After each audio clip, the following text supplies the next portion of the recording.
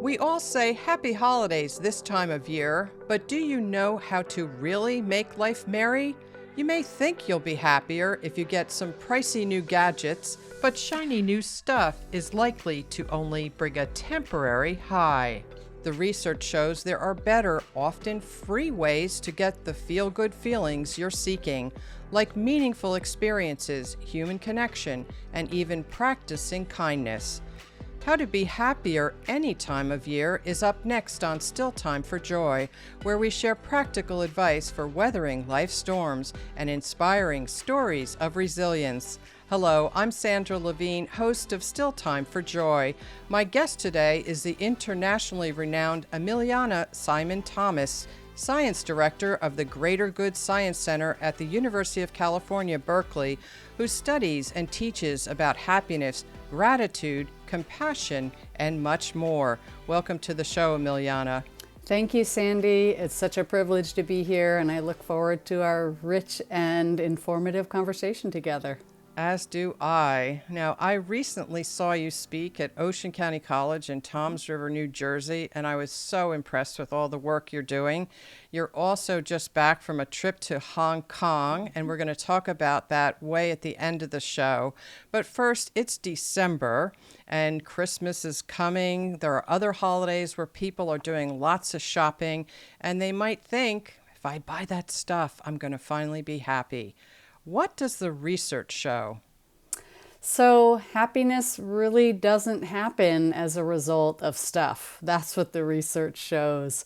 Many of us carry the idea that we have a checklist, we're very organized, we have a strategy and a plan for how we're going to go through the roadmap of our lives to accomplish this checklist. Check off this particular status achieved, a particular degree of privilege in our lives. Perhaps we get, married to somebody who is particularly attractive. We have the number of children that we expected.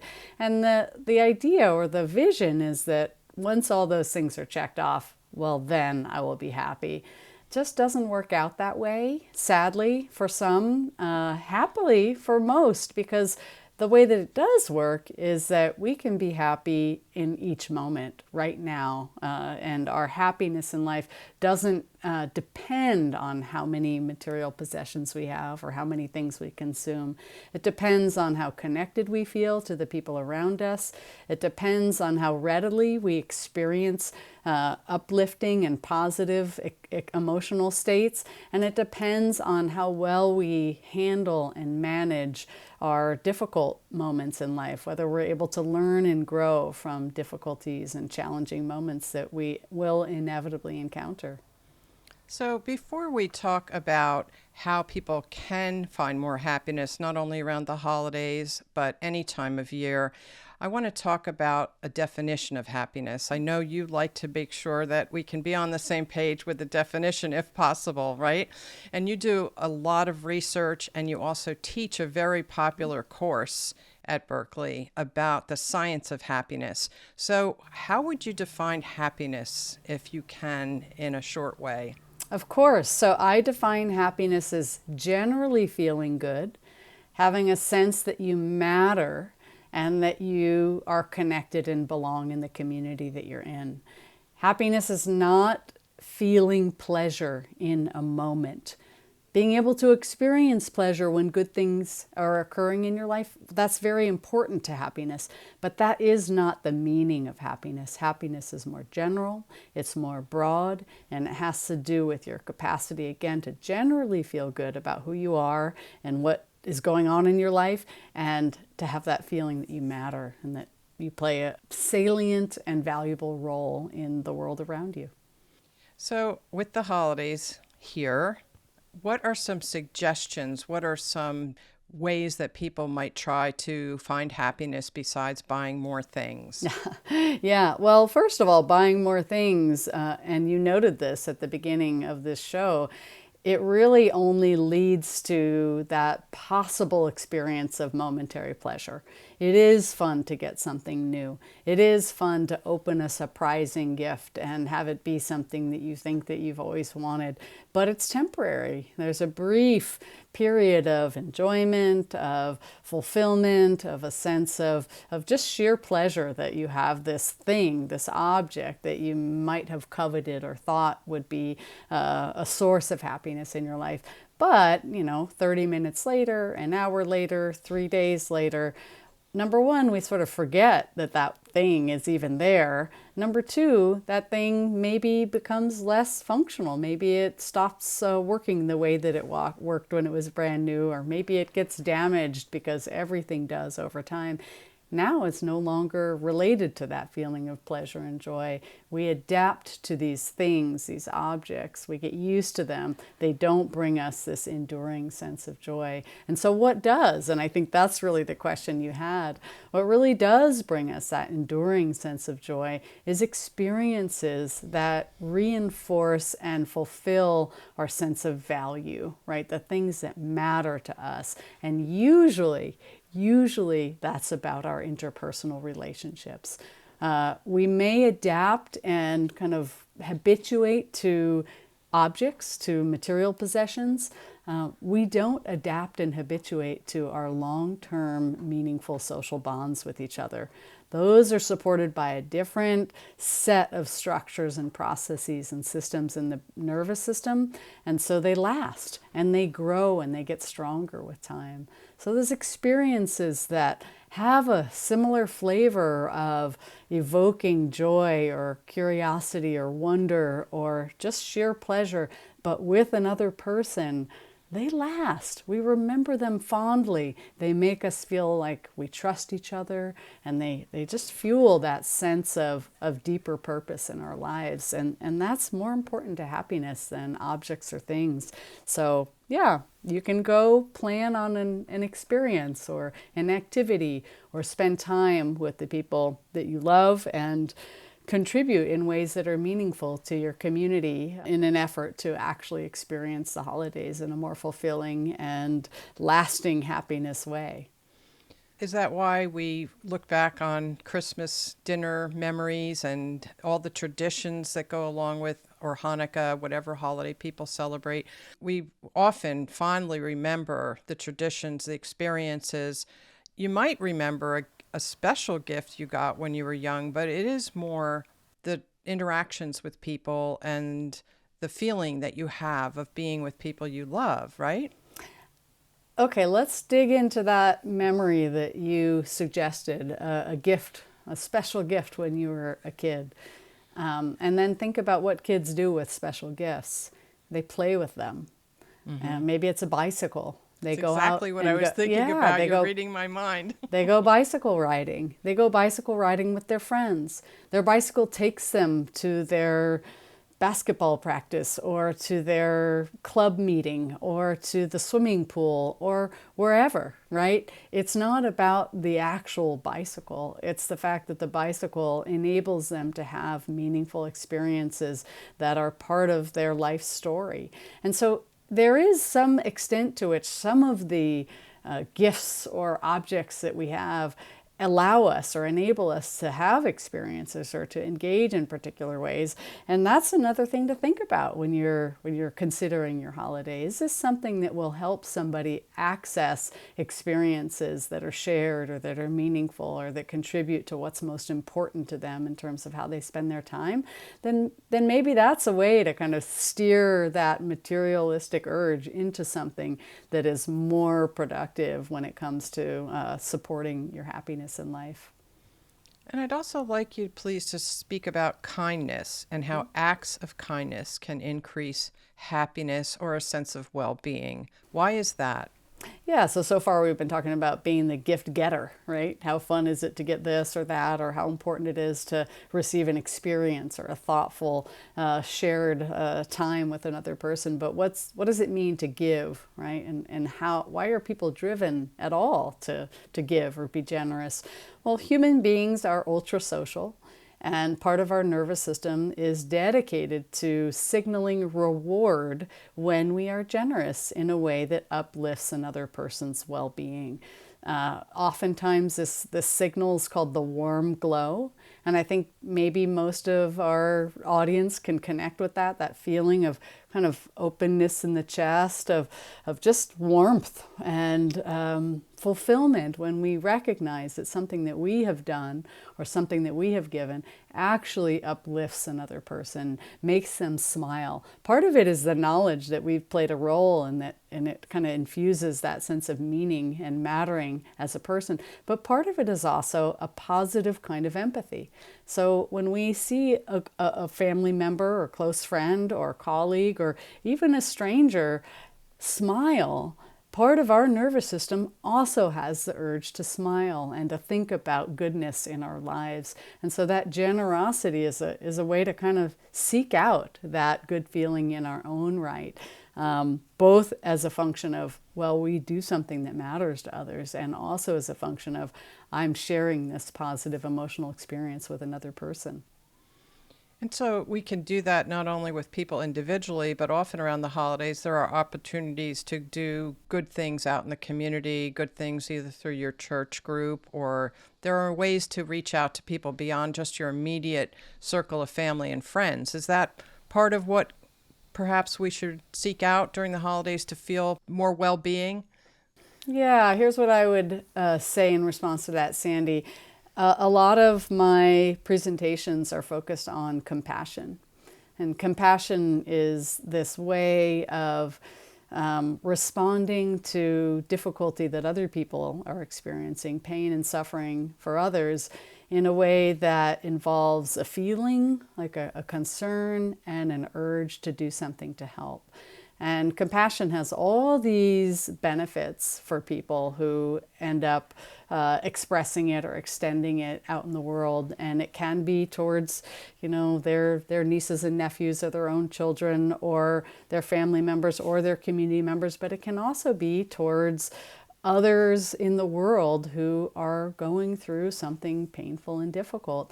And exercising that compassion, extending that compassion is a way to actually, again, fuel that sense of meaning. Trying to hone your compassion by nature of what's involved in the experience of compassion makes you more empathetic, makes you more resilient. You become better at managing your own emotional distress, helps you actually calculate when and how to prioritize your time in ways that align with what matters to you most. And again, also gives you opportunities for that warm glow feeling when you act on that urge to be generous, to serve others, to do something that uplifts other people's well-being and welfare. So absolutely, if there's an opportunity to contribute to your community or even beyond, right? People you may never see or meet, but you have the resources to actually do something to be of service, this is something that really does contribute to your happiness. And you earned your doctorate in psychology and you studied cognition, the brain, and behavior. So you are truly an expert on how these things are all interrelated. Mm-hmm. How about gratitude? How does gratitude fit into our sense of well-being and sort of materialism versus another way of looking at the holidays? Yeah, well, gratitude is such a special topic, near and dear to my heart. I'll start with the definition, right? Gratitude is, in some regards, reverence for what's good. It's just a general way of observing oneself and the world around and other people in a way that really highlights goodness. Another way of thinking about gratitude is it's a momentary experience where we recognize that we've realized a goodness, something good has happened for us, and it hasn't been a result of our own effort or our own work. It's usually the consequence of another person, right? Another person doing something that has led to a goodness for us. So number one, when we orient towards goodness, it's just easier to feel good, right? When we practice thinking about goodness in our lives, our nervous system is just going to keep track of that, right? That's what's happening often, this recognition of goodness. In a spontaneous moment, that's the habit that our brain's going to bring to that moment of awareness. Oh, goodness, I'm going to see goodness more often if I practice gratitude. Second, it's not about you, right? Gratitude is not about I've worked hard, now I'm getting this goodness as a result of my effort. No, gratitude is about goodness that comes without you having to do anything to earn that goodness. And that means that when you're experiencing gratitude, you're not focusing on yourself. You're not thinking about, well, did I do enough? And do they like me? And will I be successful later in my life, right? All these kind of more ruminative things that can make us feel more insecure or unsure or vigilant to the possibility that things could go wrong. Instead, we have this sense of trust, of willingness to assume that there is goodwill from the world around us. And then the third part is that social part, right? Other people do things all the time, every moment, that make the goodness in our life possible. Some of it's really easy. Somebody makes dinner, somebody brings us a coffee, somebody helps us finish a project. But there are so many ways that our lives are comfortable, are privileged, that have to do with people that we'll never see. And we have no idea where they live or who they are, but they're working every day for some kind of opportunity that we get to avail ourselves of. So again, that kind of recognition of goodness, of ourselves not having to be the source of it, and in fact, that other people are the source of it, is a way to just feel better during the holidays and not have it be about, reciprocity or tit for tat, but just people are good and we can do good things together.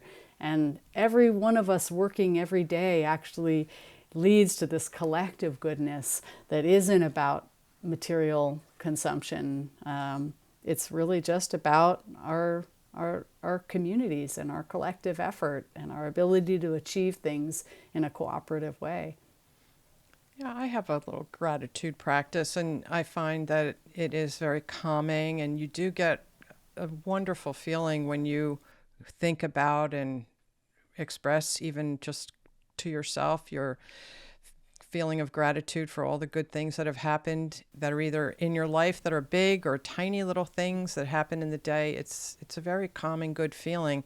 And I read somewhere that you have a gratitude practice in your house. You have 3 children, right? What is your gratitude practice, if it's okay for me to ask? Of course. We'll often just, in the beginning of a meal, go around the table and ask everyone to share something that went well for them and how other facets of their lived experience contributed to that goodness. So maybe it's another person, maybe it's some opportunity or some existential force, right? The democracy or the freedom to pursue a particular opportunity that's available in our society, in our community, that might not be available in other parts of the world to other people. So just really focusing on that goodness and acknowledging and honoring the extent of that goodness, the extent to which that goodness comes from other people or forces outside and beyond themselves. Yeah, we'll just go around the table and give everyone a few seconds to share what they can think of in that regard. I wanted to follow up, Sandy, on you suggesting that actually expressing gratitude interpersonally might be something of value. And indeed, that's what the research scholarship shows, that when we say thank you to each other in our relationships, whether they're close or more remote, this creates a sense of connection, a sense of interdependence, a trust. It strengthens the interpersonal bond between people. When scholars look at couples, for example, and measure how often they thank each other and how responsive their expressions of gratitude are, that means that I'm not just saying thank you and that's it, but I'm saying thank you for going out of your way to really help me accomplish this objective that I had. And it really made a difference and allowed me to feel more successful. Like, that was really responsive to your effort, to who you are, and it described what it is that, or how that helped me, the goodness that it brought. That kind of expression and exchange of gratitude is a really powerful sort of cementing force in people's social relationships with each other. I think it feels good to say what you're thankful for. And of course, it also feels good to the other person to hear it. So it's good all around. So I wanted to ask you to touch on one more thing about increasing our happiness, and it's really not just happiness. I think happiness is such a catch-all term. We're talking more about well-being, really, right? Pro-social feelings. What about purpose? Because that is kind of my focus on the show is I love to talk to people who have done something very well for a very long time that's very meaningful to them and kind of get at why they've done it and how they feel about it and how it's helped the world in some way. How does being on our own purpose increase our sense of well-being? So, when I offered a definition of happiness, I was secretly describing well being. It's a little bit of a way to appeal to a larger audience to use the term happiness because well being is a little bit confusing. Not everybody feels like that really matters, but most people on the street, when you say, what do you want in this life? Like, what's important to you? Most people at some point in their answer and early on will say, I want to be happy and I want happiness. It's really important that that happiness not be, I want to feel good. Those are not the same thing because happiness in life involves difficult moments. It involves experiences of grief because we're all going to have irrevocable loss at some point or another. It involves feelings of fear and stress and anxiety because change requires us to be adaptive and it's sometimes uncomfortable. It involves feelings of anger, right? Because we're susceptible to the possibility of unfairness and injustice as we navigate resources and try to understand how to build societies. And all of those emotions are really important to our happiness, our overall happiness in life. When researchers define happiness / well-being, there's a hedonic part of it, that's the feeling good. There's an evaluative part of it, that's thinking that your life is of high quality, being satisfied with your life. And then there's a eudaimonic part of it. And eudaimonia is an Aristotelian term, and it means that you live according to value, that you have a sense of meaning and purpose. And when I defined happiness in the beginning, I said, well, you generally feel good, you think things are going well, and you matter. And mattering is that purpose part. That's where you're doing something that makes you feel like you belong and that people care that you're there. It's central. You can't be a happy person only seeking joy and pleasure or only feeling like you've accomplished all the things that make you feel satisfied with your life. You won't be as happy as you would if you also feel deeply connected with what is meaningful and what brings you that sense of purpose. And so there are lots of ways that people can sort of tap into their sense of purpose. You can make a list of values, of things that really matter to you, and then reflect on how that shows up in your life. And if it's not showing up in your life, really imagine how it could. Like, what would you do differently so that that purpose is being fed and reinforced in your day-to-day decisions and choices and behaviors? I think most of us know what it's like to do things that don't feel like they align with what we care about. And it's really unfulfilling. And it feels like wasted time that we wish we could get back in a different way. And it's really different than how we feel when we immerse ourselves in activities and behaviors that fuel, that reinforce, that connect with our core values and what matters to us most. We absolutely have to prioritize that. And believe me, by the end of the show, I want to hear all about how you have found purpose in studying all these topics. But before we do that, I want to talk about some of the barriers to happiness.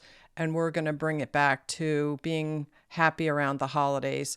A lot of people schedule a lot of things. Everything has to be perfect at the house.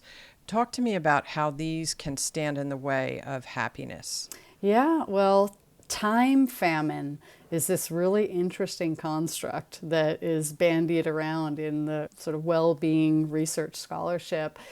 When people feel like they can't even notice or tune in to what it is that's going around them because they're just very intensely keeping track of all the different commitments that they have, or they're always a little bit late, or they're always feeling pressure to accomplish too many things in too little time. This is a barrier to happiness. This makes it really difficult to be dynamic and agile or kind or compassionate or generous. You know, one of the classic studies of generosity and altruism tested the difference in how people behaved when they were in a hurry, when they were told they were going to be late, from people who didn't have that extra framing when they were sent along a walk.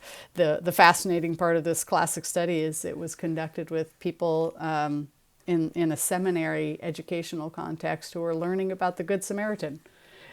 So this is what they were studying, and then they were, you know, told to go from point A to B, but half of them were told you're going to be late. You don't have enough time to get where you need to go. Those people didn't help when the experimental team planted a person who was in need of help along their path, along their journey. So it's tough to be in a hurry all the time. There's lots of evidence that discretionary time, right? Moments in between where we can wonder and be curious and just think freely or feel freely are super valuable to our contentment, that sense of ease, our ability to recover from things that are more depleting and that do kind of just take more effort and thought. Just think about your muscles and how we do give ourselves the time to recover after a physically exhausting activity. You wouldn't ever assume or recommend that somebody, even if they're a performance athlete, never stop and recover, right? Just keep go. Yet, we do kind of have a culture where that is sort of aspired to. Like, I can do everything. I'm going to do as much as every other person around. And that's going to be the moment at which, you know, I've checked all the boxes and I feel happy. Sadly, that just doesn't work. It doesn't happen. So that's a big barrier, feeling overcommitted, overwhelmed, overscheduled, envious, right? I mentioned FOMO, right? Fear of missing out. Sometimes I like to remind myself of the possibility of JOMO, joy of missing out. Hearing that I didn't get invited to something that somebody else got invited to, I'm like, whew, maybe I'll go work on my next loaf of sourdough bread. Or maybe I'll finish one of the other tasks that I'm actually responsible for. Other barriers to happiness that are really important are being perfectionistic, right? Thinking that everything always has to go a certain way and being kind of rigid about that. There's evidence that having a more satisficing orientation, and satisficing means just looking around in any moment that you're in and recognizing how it might be just fine and it might be good, and there is a richness and possibility in that moment, even if it's not what you thought you wanted. The studies of satisficing will measure how happy people are, comparing people who sit and check different radio stations for a really long time, persistently looking for the very perfect song that they want to hear, contrasting them to people who just stop and go, oh, I'm just going to listen to this. This is fine. It's interesting. It's not my favorite. I didn't look for it, but what can I learn from this? And how can I enjoy this that's right here in front of me? That's satisficing. And the people who do that, they're happier. They just feel better than the people who are kind of, you know, marching ahead continuously trying to find exactly and precisely that perfect thing. So at the holidays, it's learning to enjoy your company, even if the table didn't get set exactly perfectly, or even if you burn your loaf of sourdough bread accidentally, is to still realize it's not the end of the world and to enjoy the people you're with, right? Isn't that what it's all about? 100%. And I love that you chuckled when you brought up the possibility of burning the bread, because let's put ourselves in that moment. You've worked so hard on this bread. You care about it. It's the centerpiece of some part of the meal, and it's burned. And there's a temptation to just berate yourself, feel hopeless, embarrassed, right? And ruminate on all the ways that you are deficient, inadequate, or a failure. And the other option is just to throw your hands up, shrug and be humored. Yeah. Take some levity in that moment and let it be a ridiculous example that you actually are probably more likely to remember. Think about that, right? Oh my God, remember the year that I burned the sourdough and we had to eat crackers instead of this delicious warm bread? That's something we remember, and we're bonded around it, as opposed to the perfect time where you're like, oh wait, what did we do last year or the year before? I don't really remember. Nothing outstanding happened.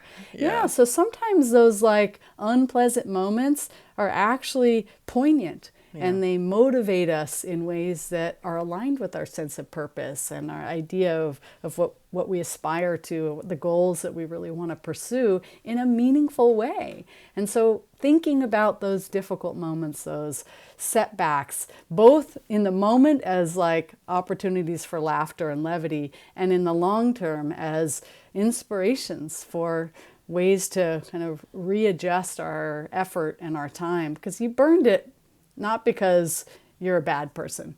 You burned it because you got distracted, the timer didn't go off, whatever, right? It's not you. You're not bad. It's something else out there. And sometimes we have to reprioritize our commitments in a way that make it less likely that that mistake would occur again in the future. And we wouldn't make that reprioritization if we didn't actually have that emotional experience. And we're not going to have time to get into it deeply today, but in my reading about your work, isn't it true that that attitude of laughing at a mistake like that actually has health benefits as well, doesn't it? Well, so laughter physiologically is restorative. So we take it for granted, and everybody laughs differently in many regards. But one thing that is really common across different kinds of laughing is that it's these short burst exhales, right? Ha, ha, ha, right? Whatever it sounds like for any person. Those short, repeated, bursting exhales, they activate something called the vagus nerve. And the vagus nerve is calming our peripheral physiology. It's slowing our heart rate down. It's telling those cortisol organs to stop, spurting. This isn't a real stressor. This is not a source of mortal danger, or deep threat. Our ego in person is actually not under threat. So when we laugh, that's what's happening. And that is a way to be resilient, and a way to, instead of being hyper-focused on the problem and the potential threat, suddenly we can see much more about opportunity and possibility in the world around us, including making connections with other people, having these empathic interactions. And, empathic amusement is a real powerful and rewarding experience. Sometimes you've walked into a room and everybody's laughing. You don't know what the funny thing is, but you start laughing too. And that is fun. That's nice. That's uplifting. So I want to switch gears a little bit and get to something extremely important, and that is the Greater Good Science Center. Now, I admit I'd never heard of it before I saw your lecture, but wow, when I looked into the work that's being done there, it's an amazing place. And you're the science director, so could you tell listeners a little bit about your work and what is the Greater Good Science Center? What is its mission? Sure. So the Greater Good Science Center tracks the latest studies that speak to how important our interpersonal connections, our tendency towards generosity, and our sense of belonging is to our overall happiness in life, our well-being in life. And then we write about it. And we write about it in ways that are accessible to a person who doesn't have years of training in psychology or neuroscience or social welfare or medicine or whatever the discipline is we're drawing the research from. We offer trainings and programs, we teach courses, and we create products that we think are going to be beneficial to well-being in kind of smaller groups, but also global and for a global audience. My work is primarily focused on teaching and on conducting studies that will illustrate the impact of the materials, the content, and the products that we create. For example, in the last several years, we've created a couple of online programs that people can use in an interactive way to introduce some exercises and activities and practices that promote well-being into their daily lives. We have one that's 4 weeks long. You get a different practice each week and kind of ask you how it went and how it impacted you. We have one that's 7 days long. You get a different exercise every day. And again, we kind of ask you how each thing impacted you and measure and evaluate the impact and effects of it over the course of the whole week or 4 weeks. With this, we can start to understand what works best for whom. Does a gratitude letter favor, in terms of its impact, people in a particular phase of life or from a particular cultural background or geographic location? Turns out things like self-compassion practices seem to be more appealing and impactful for people who self-identify as women. Things like random acts of kindness seem to be more appealing and have a different impact for people who self-identify as male. So Really? things work differently for different people depending on their phase of life. So young people benefit more from certain kinds of exercises than people later or older in their lives. And all of this is going to help, we think, with what we might call affectionately precision well-being, like putting in front of a person the thing that's going to help them the most. We're really interested in expanding the landscape of exercises and activities to be more appealing to a wider variety of individuals based on their cultural backgrounds and individual characteristics. So that's a lot of what I do. And then, of course, I go to a lot of different places and present and teach and lead people through some of these experiences and try to share the actual science behind them so that they feel like there's a case to be made, right? It's not just my idea or kind of an artistic rendering of what I think would be most beneficial. There's very rigorous, scholarly, experimental research that goes into justifying the idea that, hey, writing down 8 things that you're grateful for, every 3 or 4 days for a week or 3-4 weeks is actually going to lead to increasing your happiness. So that's us, that's the greater good, and that's me. Wonderful work you're doing. And some of those courses are free. A lot of it is online. You teach about the science of happiness, pathway to happiness, science of happiness at work, science and practice of gratitude. These are all great topics for people to study. And yes, it's wonderful to understand the science, to have the science, but also people intuitively will feel, and it helps to point out to them why they're feeling that way. Mm-hmm. But doing acts of kindness, showing gratitude, being compassionate, it's good for the whole world, plus yourself. It's all good. So I just wanted to bring up your recent trip to Hong Kong as we're wrapping up. You were talking about the architecture of compassion, a blueprint for a flourishing world. You were the keynote speaker at a kindfulness symposium. I love that, kindfulness symposium. So how would you briefly summarize what your lecture was about?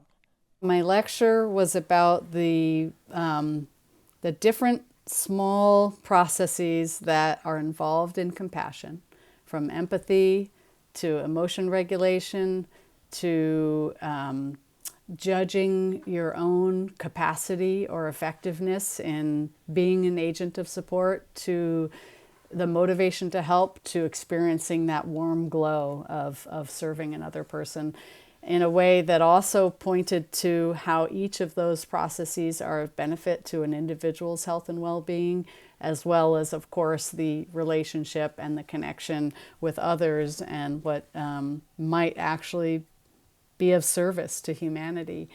One of the important points I made in that presentation is that it's not going to work to leave compassion up to one person or even to a small group of people. And the reason why I called it a blueprint for change is that if compassion becomes normative in the way that it could, that we have the potential for, it's a way that maybe we'll reprioritize some of our policies and our structures and our global approaches to civilization in a way that would minimize some of the strife that we have been grappling with for centuries, right? Can we all be more compassionate? That way it's not too heavy on one group of people. And who I have in mind there are healthcare providers, right? They really have so much demand, but if there's a way for schools to be places where compassion is normative, workplaces and organizations, systems and policies can be directed by a commitment to a compassionate approach, I feel like human beings could survive and thrive in an unprecedented way. So that was my message, and it was a delight to be there and to teach in a community that I have been partnering with for about 5 years, but only virtually. So finally I got to be there in person and to interact with my collaborators and a lot of the students who I'd been teaching over the years. Must have been wonderful. So finally, Emiliana, we have to talk about purpose and what led you to this type of work. And you must feel as though you found your purpose in doing this kind of research and teaching about these topics. Talk to me a little bit about how you got here and how you feel about your work. Yeah, I mean, I've always been interested in the mind and what makes us tick and how we make decisions and priorities in our lives. As an aspiring college student, I thought I was going to study physics because I think that kind of way of trying to organize the world and experience was more about the outside. And in college, it just dawned on me that I was really interested kind of on the inside and the pieces and the parts and how it all led to our mental experience. I was studying how emotions and thinking intersect as a graduate student, and at the time, just for methodological reasons, I was focused on unpleasant emotions and how they made us sort of prioritize certain kinds of content or percepts or information.